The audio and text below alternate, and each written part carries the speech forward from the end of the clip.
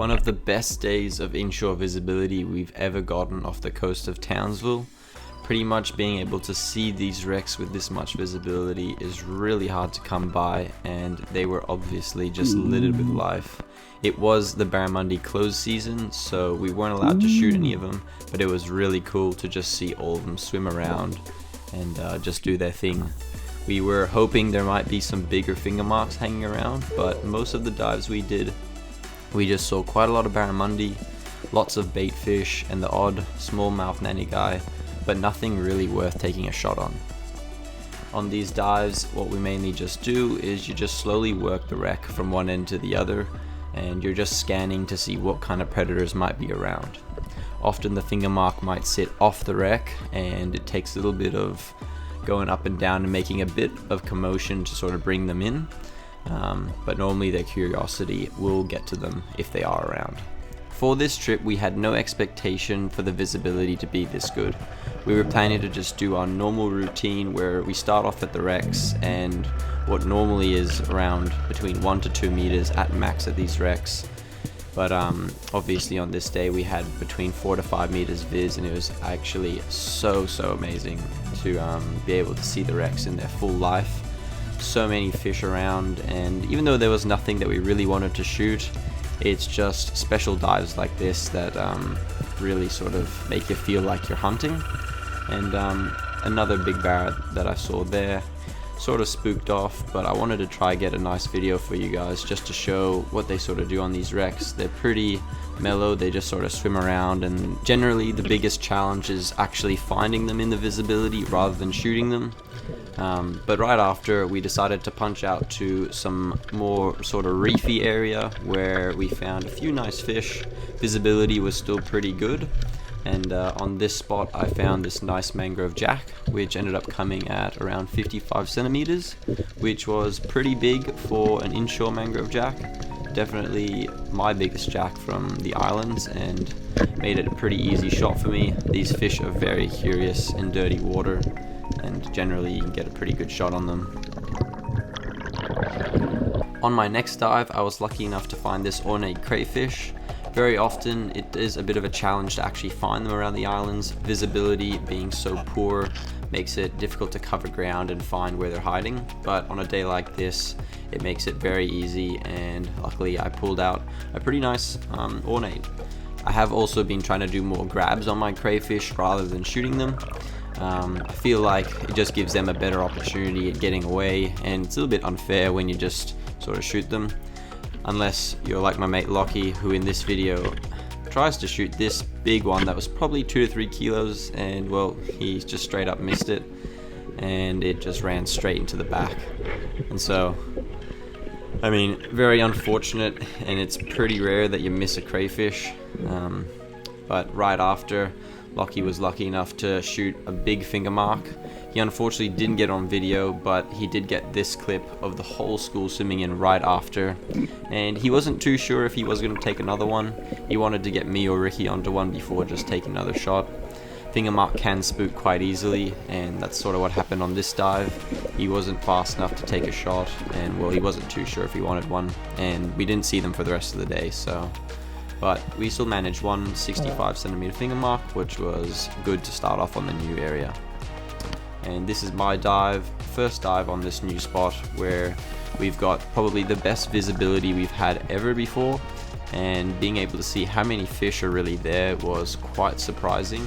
We've had to work really hard on previous trips at this spot. Without at least 2 meters viz, it makes it almost impossible to find the fish, and it's just because of how big of an area it was. Lots of big bommies, and the fish are often well dispersed all along this area. On days like this though, we try to use it as sort of a time to figure out where the main bommies are, where lots of bait is hiding, so that when we do go back with bad visibility, we at least have a rough idea on where we should be, instead of rather wasting our time on ground that's got pretty much nothing on it. One of the boys shoot this little coral trout, and then a big bull shark actually moved in, so we decided to move spots just with inshore visibility. I don't like to be around bull sharks while we're spearfishing, so we moved off to another spot where we found a couple more crayfish, just little ones to start with, but very good visibility again. And same thing, we were just pretty much scanning the area, and we actually found some really promising looking bommies. On that day they didn't quite have much on them, but definitely for future trips worth checking out.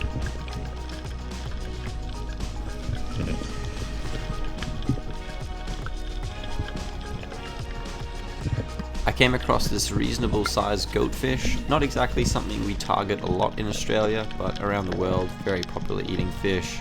And I thought I'd just give it a try, but I wasn't tuned in and missed it.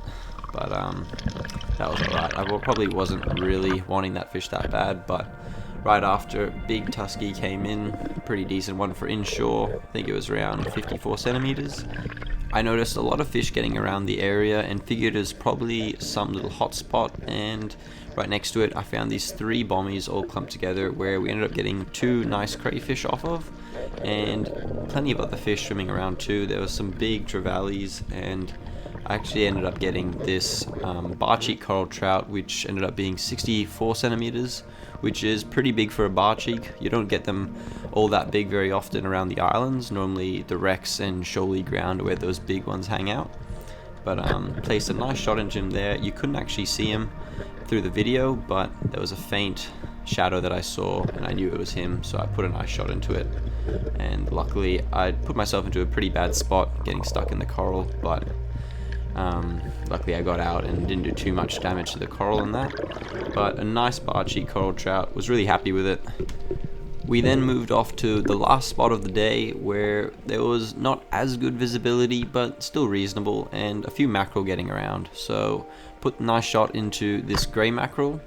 Ended up being quite a decent one as well. It was, I think, 95 centimeters, so just under a meter. Pretty decent for that kind of species of mackerel, and we were pretty happy to land it and finish the day off with that. You always get heaps of meat off these fish, and in my personal opinion I reckon they're just as good as a Spanish mackerel. Nice white flesh and beautiful eating sashimi as well.